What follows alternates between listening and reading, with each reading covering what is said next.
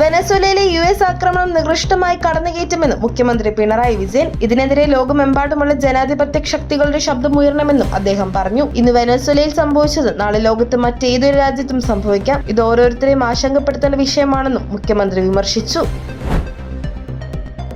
UDF അധികാരത്തിൽ വന്നാൽ ആഭ്യന്തര വകുപ്പ് ജമാഅത്തെ ഇസ്ലാമിക്ക് നൽകേണ്ടി വരുമെന്ന മറാഠ് കലാപം ആവർത്തിക്കുമെന്നുള്ള AK ബാലന്റെ പ്രസ്താവനയെ പിന്തുണച്ച് മുഖ്യമന്ത്രി പിണറായി വിജയൻ രംഗത്ത്. അതേസമയം വർഗീയത പറയുന്ന ആരായാലും അവരെതിർക്കുമെന്നും കേരളത്തിന്റെ പഴയകാല അനുഭവങ്ങൾ ചൂണ്ടിക്കാട്ടിയാണ് ബാലൻ സംസാരിച്ചതെന്നുമായിരുന്നു മുഖ്യമന്ത്രിയുടെ പ്രതികരണം. വിജയ് ഹസാരെ ട്രോഫിയിൽ നോക്കൌട്ട് കാണാതെ കേരളം പുറത്ത്. ഗ്രൂപ്പ് ഘട്ടത്തിൽ 7ാം റൗണ്ട് മത്സരത്തിൽ തമിഴ്നാടിനോട് 77 റൺസ് തോറ്റതോടെയാണ് കേരളത്തിന്റെ പ്രതീക്ഷകൾ പൊലിഞ്ഞത്. ടോസ് നഷ്ടപ്പെട്ട് ബാറ്റിംഗിനിറങ്ങിയ തമിഴ്നാട് 50 ഓവറിൽ 8 വിക്കറ്റ് നഷ്ടത്തിൽ 294 റൺസ് എടുത്തു. മറുപടി ബാറ്റിംഗിന് കേരളം 40.2 ഓവറിൽ 217 റൺസിന് ഓൾ ഔട്ടായി. തോൽവിയോടെ പോയിന്റ് പട്ടികയിൽ കേരളം 3ാം സ്ഥാനത്തേക്ക് വീണു.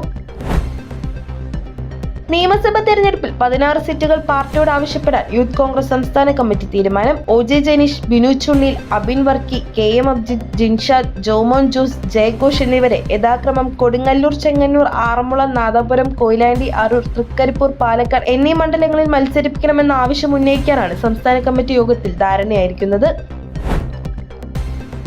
കപ്പലപകടത്തിൽ ഗ്യാരണ്ടി തുക ഹൈക്കോടതിയിൽ കെട്ടിവെച്ച് MSc എൽസാത്രി. 1227 കോടി രൂപയാണ് കെട്ടിവെച്ചത്. നഷ്ടപരിഹാരം ആവശ്യപ്പെടാനുള്ള കേസിൽ വാദം തുടരുകയാണ്.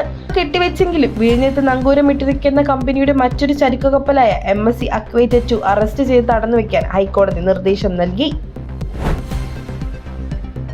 ഡൽഹിയിലെ ഒരു പള്ളിക്ക് സമീപം ഇന്ന് പുലർച്ചെ നടന്ന കയ്യേറ്റ വിരുദ്ധ നീക്കത്തിനിടെ അക്രമാസക്തമായ സംഘർഷം പൊട്ടിപ്പുറപ്പെട്ടു. രാംലീല മൈതാനത്തെ സയ്യിദ് ഫൈസി ഇലാഹി പള്ളിയോട് ചേർന്നുള്ള ഒരു സ്ഥലത്ത് പൊളിക്കുന്നതിനിടെ നാട്ടുകാർ മുനിസിപ്പൽ ഉദ്യോഗസ്ഥർക്കും പോലീസ് സംഘങ്ങൾക്കും നേരെ കല്ലെറിഞ്ഞു. ഡൽഹി ഹൈക്കോടതിയുടെ ഉത്തരവിനെ തുടർന്നാണ് പൊളിക്കൽ നടപടികൾ ആരംഭിച്ചത്.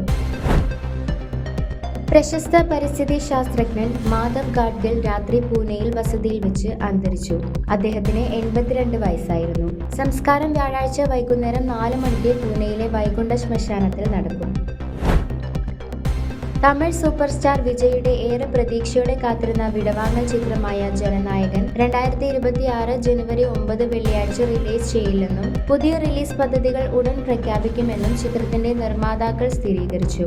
Central board of film certification ചിത്രത്തിന്റെ സെൻസർ സർട്ടിഫിക്കറ്റ് നൽകാത്തതിനെതിരെ നിർമ്മാതാക്കൾ സമർപ്പിച്ച റിട്ട് ഹർജിയിൽ മദ്രാസ് ഹൈക്കോടതി ഉത്തരവുകൾ മാറ്റിവച്ചതിന് ഏതാനും മണിക്കൂറുകൾക്ക് ശേഷമാണ് ഇത്.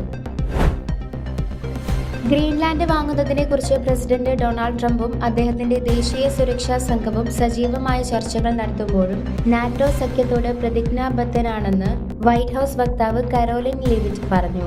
ഗ്രീൻലാൻഡിലെ ധാതുസമ്പത്ത് സ്വന്തമാക്കാൻ വളരെ കാലമായി ആഗ്രഹിച്ചിരുന്ന മിസ്റ്റർ ട്രംപ് ബലപ്രയോഗത്തിലൂടെ ആ പ്രദേശം പിടിച്ചെടുക്കാനുള്ള സാധ്യത തള്ളിക്കളയാതെ നാറ്റോ സഖ്യകക്ഷികളുമായി പിരിമുറുക്കം സൃഷ്ടിച്ചു.